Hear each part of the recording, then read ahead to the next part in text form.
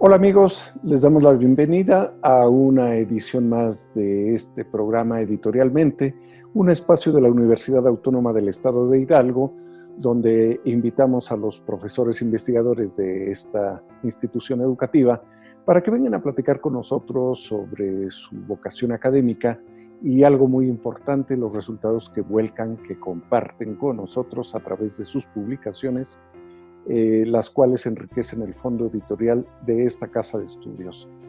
En esta ocasión tenemos como invitada a la doctora Carmen Lorenzo Monterrubio. Ella es profesora investigadora del Instituto de Artes de nuestra universidad y le damos la bienvenida. Carmen, gracias por aceptar la invitación para estar con nosotros en esta charla, en esta entrevista. Muchas gracias, al contrario, por la invitación. Gracias, Carmen. Oye, Carmen, tú eres arqueóloga, luego hiciste la maestría y el doctorado en historia. A ver, cuéntanos un poco tu historia académica. Sí, soy arqueóloga por parte de la Escuela Nacional de Antropología e Historia y posteriormente hice la maestría y el doctorado en historia por la UNAM. Uh-huh. Sí. Y luego te viniste aquí a México, desarrollaste un importante trabajo en investigación del patrimonio estatal. Bueno, quiero decir aquí a Hidalgo, de México. Hidalgo, sí. Sí, bueno, yo soy de la Ciudad de México, pero ya soy, digamos, hidalguense por adopción. Tengo 30 años ya viviendo en Pachuca. Y bueno, a raíz de la invitación que me hicieron en ese entonces, bueno, ya estamos hablando de 1990, ¿no? Cuando comenzó el catálogo del patrimonio cultural del Estado de Hidalgo, donde participamos pues en la elaboración de un registro del patrimonio cultural en los 84 municipios. Sí. No solo se registraron monumentos históricos, como se venía haciendo en el catálogo de construcciones religiosas, que realizó Justino Fernández en los años 30-40, 1930-40. Se registraron en ese momento pues sitios arqueológicos, sitios con gráfica rupestre, monumentos históricos y artesanías. Esto pues, dio pie a que se publicaran 8 tomos del catálogo del patrimonio cultural a partir de 1992 hasta 1998 por parte del gobierno del Estado. Y además, bueno, un interesante trabajo y un interesante resultado, porque con seguridad es una de las investigaciones más exhaustivas en torno a estos temas y sigue siendo una de las fuentes fundamentales para seguir viendo qué continúa de esto. Y pues creo que por allí tienen ustedes pendientes la actualización de este trabajo, ustedes y otros jóvenes que tomen la batuta, que tomen la estafeta más bien, porque en mucho de esto, qué tanto se ha conservado, qué tanto hay que rescatar y cuántas cosas novedosas han aparecido por allí, sobre todo en patrimonio cultural inmaterial que llamamos, en arte popular, en fin.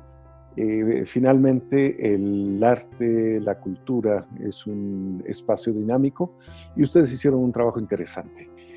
Carmen, te hemos invitado a esta charla para que nos platiques de un libro que salió hace poco, editado por nuestra universidad. El libro es Teatros, Cines y Espectáculos en Pachuca, 1870-1943. Aquí lo estoy mostrando para que nuestros amigos vean la portada del libro. Y bueno, para que después de que tú nos lo presentes, nos platiques por qué el interés en estos temas, la riqueza que vuelcas en ellos, porque además está salpicado por una parte de la amenidad que dan las anécdotas, los sucesos, los nombres, la curiosidad que despierta saber cuáles eran los gustos de la sociedad, sobre todo esta sociedad que tenía acceso a los espacios de teatro, cines y espectáculos, que eran también interesantes. ¿Cuál es la evolución? Por ahí hay una parte en que tú dices, muchos de estos teatros que eran de lujo, de gala, de la alta sociedad, para decirlo en las palabras de la época, van perdiendo ese matiz cuando empiezan otra serie de espectáculos populares. Por ahí estás hablando de la lucha y de otras cosas, otra serie de actividades más del gusto popular. Pero bueno, todo esto es la dinámica social.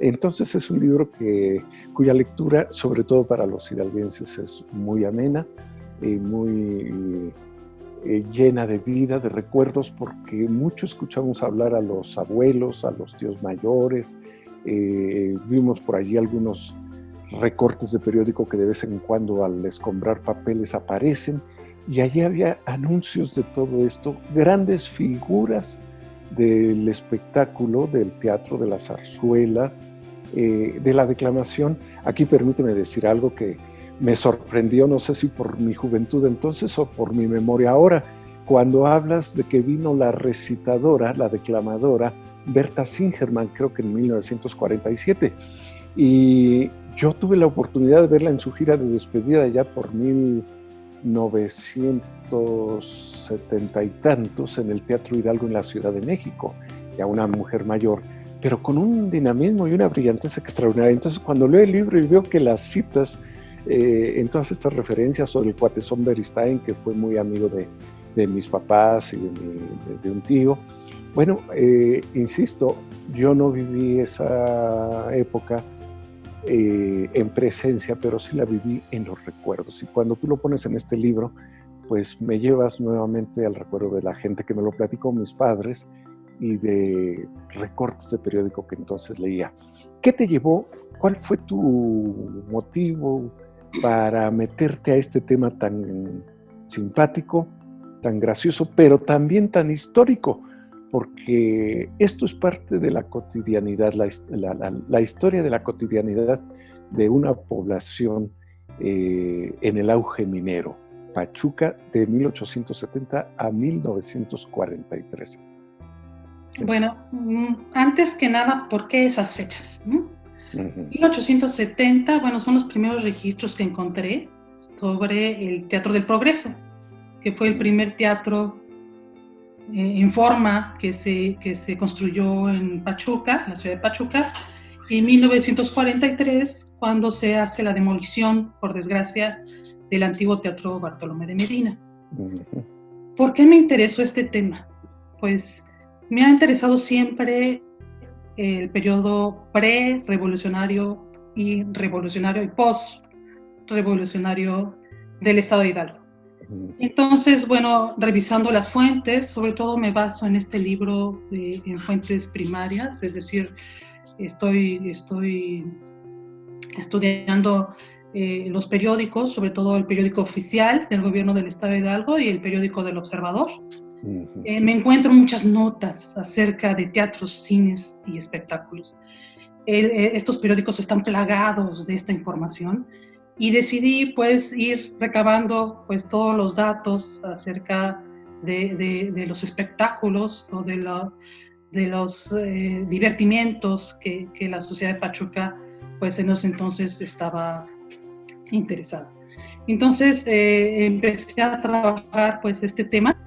Salió pues mucha información, muchos datos acerca pues de cómo se divertía la gente, no solo cómo se divertía, sino también cómo era un público muy exigente. Se consideraba al público de Pachuca como uno de los exigentes de México. Entonces no solo era un espectáculo para la diversión, principalmente entretenimiento, sino también mucha gente pues iba a las tandas, iba a estos espectáculos de crítica social. Por ejemplo, Cuatzón Beristain, Leopoldo Cuatzón Beristain, pues era uno de los principales exponentes de la crítica social.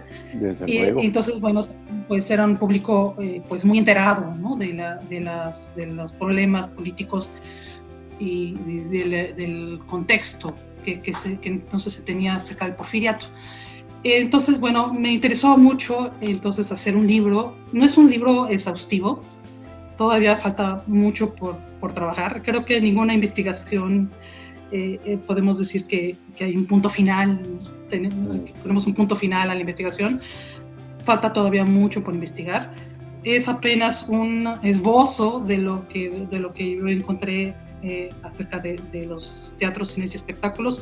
Otra fuente importante que yo utilizo es la de Teodomiro Manzano, los anales de Teodomiro Manzano.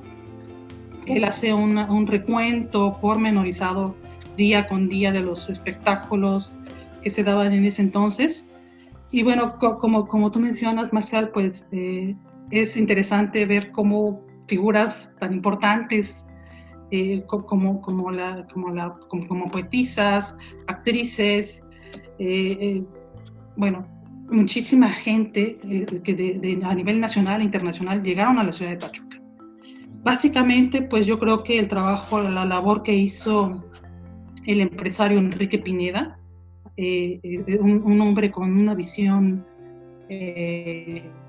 pues digamos, muy a futuro, un hombre que iba más allá de su época, logró pues traer espectáculos de primer nivel a nivel internacional a la ciudad de Pachuca.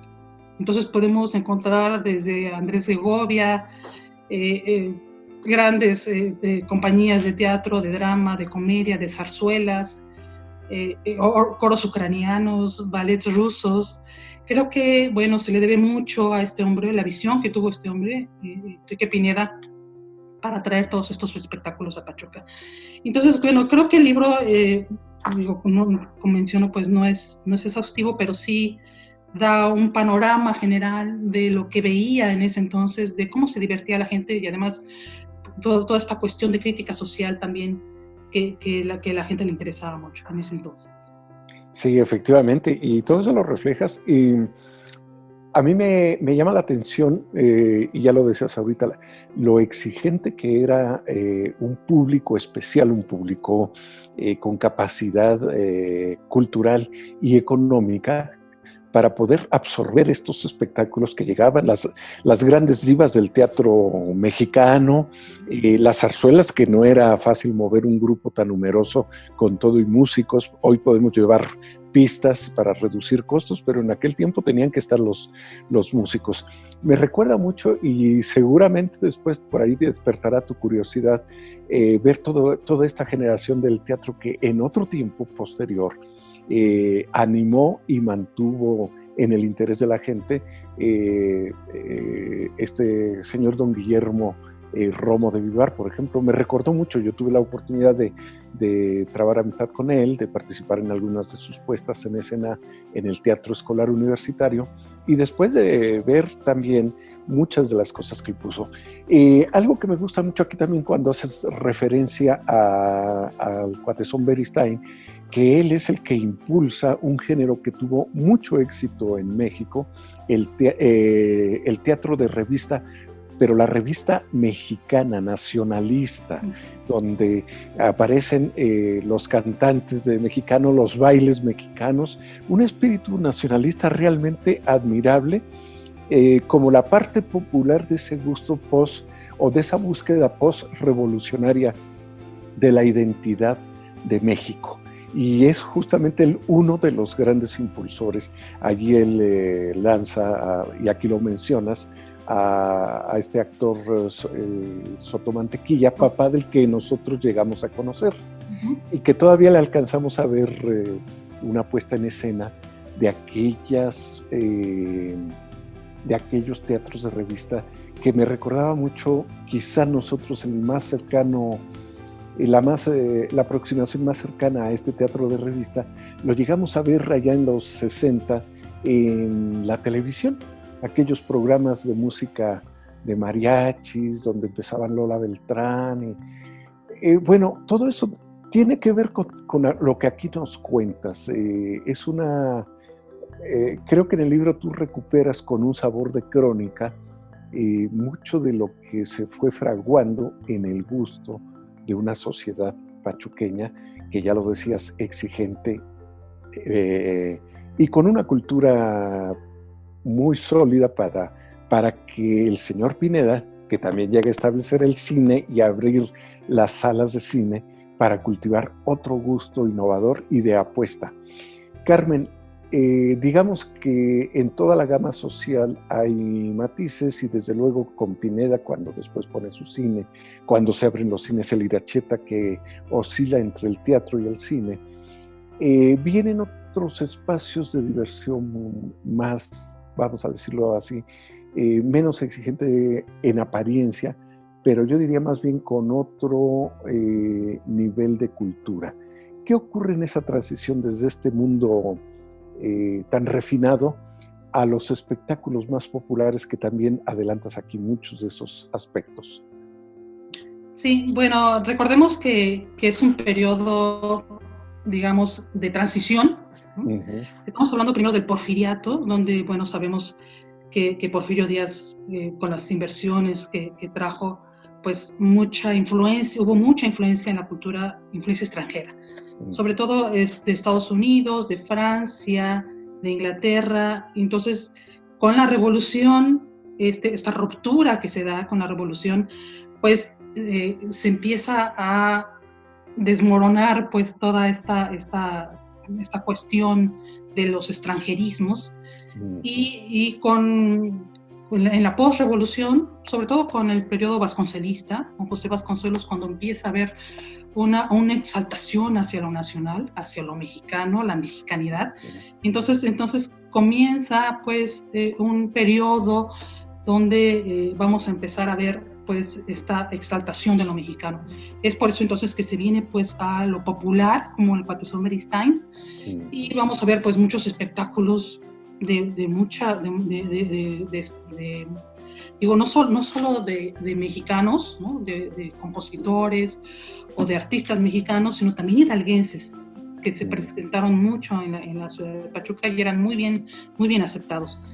En un principio pues fueron aficionados, pero finalmente pues llegaron pues ya artistas consagrados, sobre todo compositores. Bueno, uno de ellos pues Abundio Martínez, donde finalmente pues también se dio mucho auge no solo a lo mexicano, sino también a lo hidalguense. En la ciudad de Pachuca era muy bien aceptado, sobre todo los conciertos que dio la banda del Estado de Hidalgo a partir de 1901 con su primer director, Candelario Rivas, que bueno, fue todo un auge, ¿no? de la banda del Estado de Hidalgo. Se presentaban sobre todo en el kiosco de la Plaza Independencia, a un lado del reloj. Bueno, entonces se empieza toda estas formas de exaltación a lo mexicano, a lo nacional y a lo estatal. En cuanto a los cines, bueno, recordemos que bueno, antes no existían salas especiales para la proyección del cinematógrafo. Existían las vistas, más bien, donde se proyectaban en las paredes de los edificios. Así es. Las películas. Como lo refiere García Márquez en 100 años de soledad, un poco eso. Sería un espectáculo maravilloso, ¿no? Que sería muy bueno recuperar, pues, esta cuestión. Gusto popular. A construirse ya, bueno, se menciona un jacalón, ¿no? Donde se proyectaban las primeras películas, y ya finalmente, pues, con los empresarios, Pineda, Iracheta, pues comenzaron entonces a proyectarse películas en salas especiales, ¿no? En el teatro Cine Pineda, sobre todo, en el teatro Cine Iracheta también, y otros salones que también, pues, donde se presentaron películas, sobre todo mexicanas, ¿no? Vemos que finalmente, pues, lo mexicano era lo que estaba en auge, claro. Pero empiezan a incorporarse, a introducirse películas de Hollywood. La gente en un principio no entendía estas películas habladas en inglés. Entonces, finalmente, pues, fueron adaptándose hasta que lograron, pues, aceptación por parte del público. Estamos también hablando de una transición del cine mudo al cine sonoro. La película Santa fue la primera película sonora en México, sonora sincronizada, ¿no? Sí. Recordemos que en un principio, pues, las películas tenían música, había una orquesta acompañando en vivo, ¿no? la música de la película, pero Santa fue la primera película sonora donde hubo una sincronización perfecta del sonido con la imagen. Entonces, bueno, comienza pues también esta transición hacia lo sonoro, y bueno, también comenzaron pues también ya a notarse figuras tan importantes como Chaplin, como Harold Lloyd. Empezaron ya también artistas de Hollywood también a ser parte importante, pues, sobre todo pues Rodolfo Valentino, ¿no? Con Sangre y Arena, y bueno, muchos otros artistas que ya lograron entonces adaptarse, irse incorporando pues al gusto de la sociedad de Pachuca, no solo la sociedad de Pachuca, también la sociedad mexicana. Entonces, bueno, el cine también fue una parte muy importante en la vida cotidiana de la sociedad de Pachuca desde entonces. Y creo que, bueno, habría que rescatar pues toda esta historia perdida, ¿no?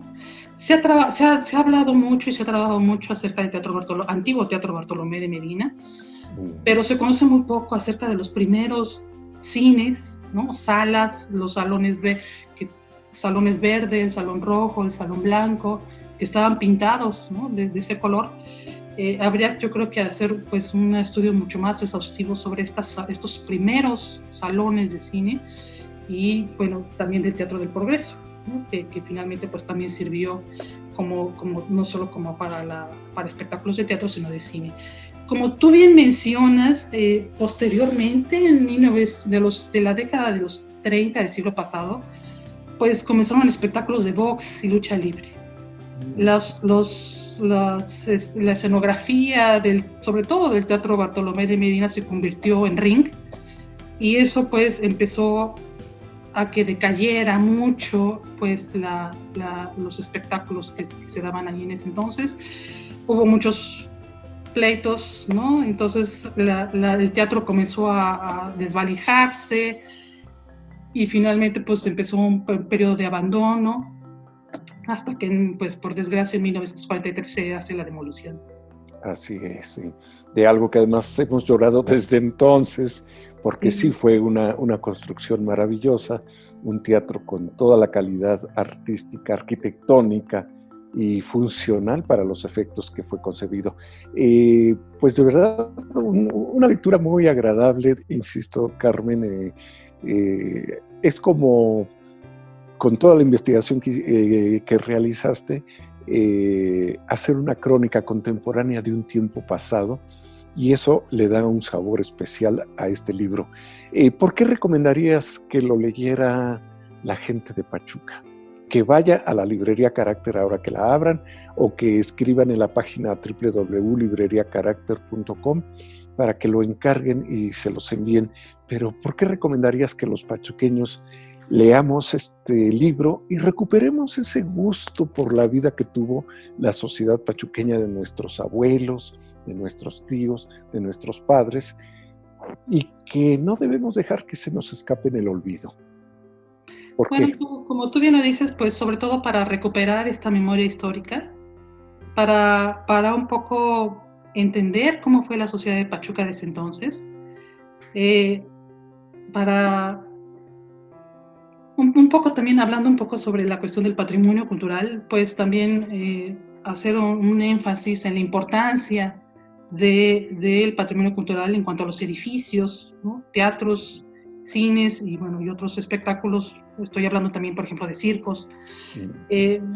También, pues otro espectáculo también que era muy, muy interesante en ese entonces, pues era el hombre mosca. Claro, mosca, sí. Trepaba a los edificios, sobre todo pues la torre del reloj. Entonces, un poco para que la gente se dé cuenta, sobre todo los jóvenes, ¿no? de la importancia pues que tuvieron estos espectáculos en las sociedades entonces, y un poco recuperar pues también esta historia perdida, ¿no? En el olvido o semi perdida, que finalmente pues podamos nosotros pues ver, reconocer pues la riqueza que existe, la riqueza cultural, la riqueza en cuanto a espectáculos que había en la sociedad de Pachuca, y también pues ¿por qué no? Pues también reconocer la labor que hicieron grandes empresarios, ¿no? Yo creo que, pues repito, la labor que hizo Enrique Pineda pues fue increíble, fue maravillosa, un hombre que tuvo una visión pues muy, muy, muy importante para traer espectáculos de primer nivel a la ciudad de Pachuca, tanto a nivel nacional como internacional. Entonces creo que sí habría que un poco pues rescatar esta historia y rescatar pues estos personajes. Sobre todo, bueno, también artistas, ¿no? Sí. Los artistas que llegaron, pues es impresionante la cantidad de compañías y de artistas que llegaron a la ciudad de Pachuca que tuvieron muy buena acogida. Claro.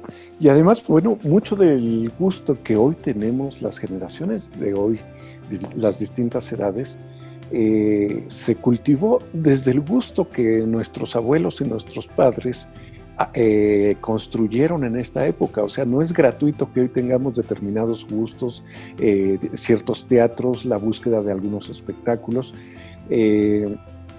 esa afición por el cine, antes en las grandes salas, luego en las salas medianas, luego en las pequeñas, luego en el alquiler de películas y hoy, bueno, por los sistemas electrónicos y más en esta época, en estas épocas de pandemia que nos obligan a estar en casa.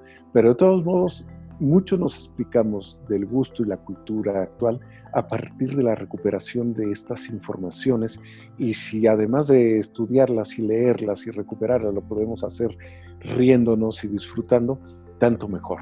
Te felicito, un libro muy agradable, me encantó su lectura, y pues yo espero que muchos de los amigos se interesen en él y que pronto también ellos nos estén dando su punto de vista de la lectura de este libro.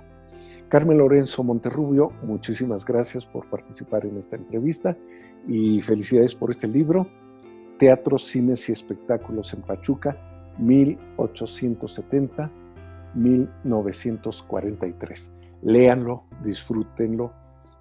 Cuando lo lean, busquen en internet, si es que no lo tienen en casa, si no tienen en casa discos de 78 revoluciones, busquen en internet algunas grabaciones y revivan el gusto. Además, un libro muy enriquecido con las imágenes de carteles, de fotografías de los personajes, en fin, les aseguro que van a pasar un rato agradable leyendo este libro. Carmen, felicidades y muchísimas gracias por tu charla. No, al contrario, muchas gracias. Hasta luego. A usted que nos sigue, muchísimas gracias.